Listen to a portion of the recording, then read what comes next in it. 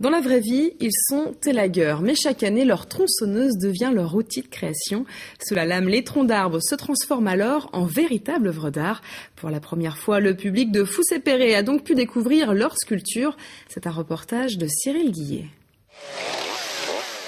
C'est tout d'abord une histoire d'amitié et de passionnés. 9 copains, tous élagueurs, qui jouent de la tronçonneuse comme personne et qui décident de se rassembler chaque année pour un symposium de sculpture. Et cette année, pour la première fois, c'est en public qu'ils expriment leur art, une idée qui a fait son chemin il y a quelques années déjà.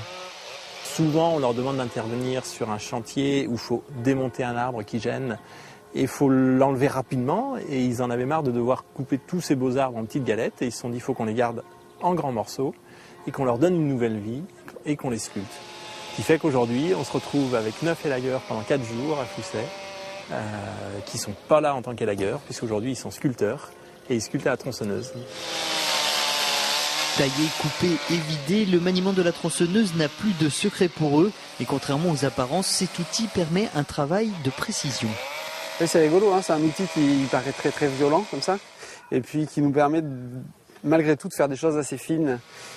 L'avantage que l'on a, c'est que c'est un outil qu'on maîtrise parfaitement en tant qu'élagueur, puisque c'est notre outil principal de travail et un outil que l'on doit connaître parfaitement et manier avec une grande finesse, même pour notre travail. C'est un outil extrêmement dangereux que l'on doit bien connaître pour arriver à l'utiliser sans danger. Et puis, on doit être extrêmement précis. C'est comme si on avait l'outil au bout de la main et qu'on n'avait pas à prendre contact avec l'outil. Tous ont connu cette discipline au hasard de rencontres, une véritable révélation pour certains, comme Julien Coirier, installé à Foussay-Perret, qui à travers cette discipline a découvert l'artiste qui sommeillait en lui. Il n'y a pas d'autre discipline où je crée vraiment.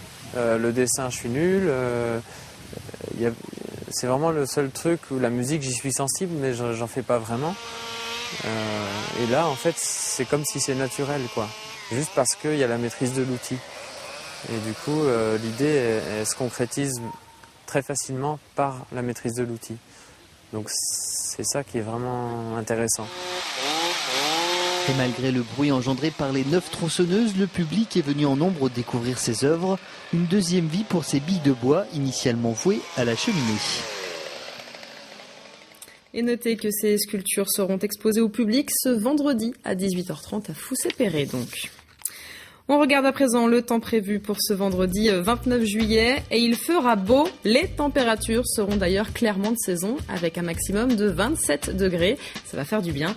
Dans quelques minutes, Armelle Pavageau vous donne plus de précisions. Quant à nous, on se retrouve demain pour le dernier journal de la semaine.